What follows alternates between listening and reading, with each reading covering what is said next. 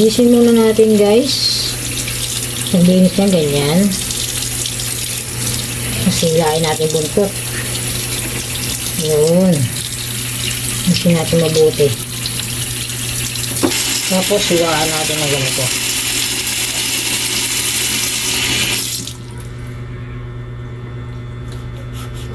Yan. Lahat hihiwain natin. Tapos ay pipit-pitin natin guys. Yan. Yan. Mapisa siya ng ganyan. Yan. Lahat yan pipisain natin.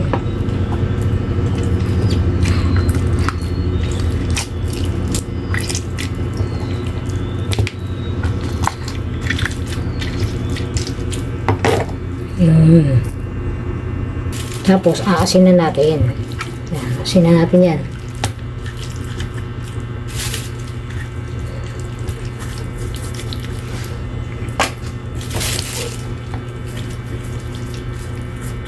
Buwis na, asin na natin. Yan. Mas maganda to guys kung rock salt. Kasi wala akong rock salt eh. Ay, dye salt to.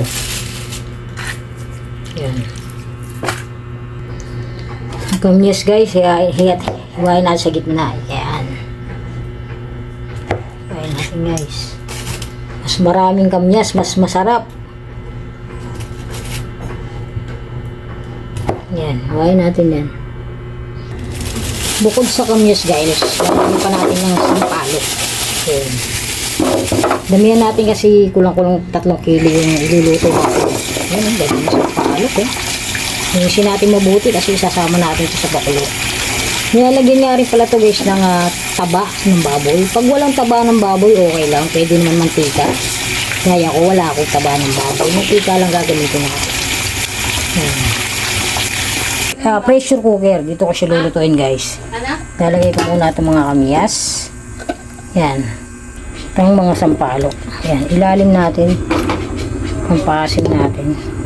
Siguro naman sasapat na yun sa 3 kilo. Tapos lagyan natin asin guys.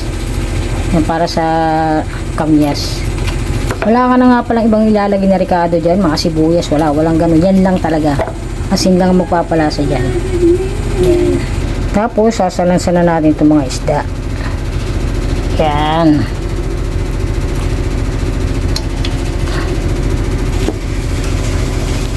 Oo, nandami. Tapos tutubigan natin kung gaano karami yung isda. Ganon din yung tubig. Yan, ganyan guys. Pantay na siya. Tapos aasinan natin. Kasi maraming tubig nilagay natin, diba? Baka mawala yung lasa kanina sa isda. At dahil wala tayong taba ng baboy, mantika ilalagay natin guys. Ayun, pwede na yan. Yan, salang na natin guys. Kailangan pressure para malambot pati tinik. Yun guys, luto na ang ating sinaing. Sarap to, ipiprito pa natin. Ito na guys, luto na ang sinaing na tambakoy. Magprito din ako kasi masarap din yung pag piniprito guys. Try nyo. Sarap niyan, sarap ng sabaw.